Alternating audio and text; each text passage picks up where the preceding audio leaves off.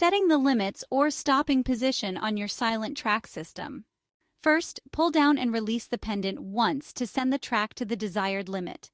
Once the drapery arrives at the limit point you wish to change, pull down the pendant and hold until the drapery jogs, about 5 seconds.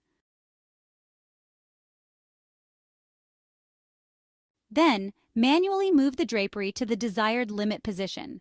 Finally, pull down and release the pendant. The drapery will jog to confirm the new limit. If you have a dual track system, push up and release the pendant to send the second track to the desired limit. Once the drapery arrives at the point you wish to change, push up on the pendant and hold until the drapery jogs, about 5 seconds.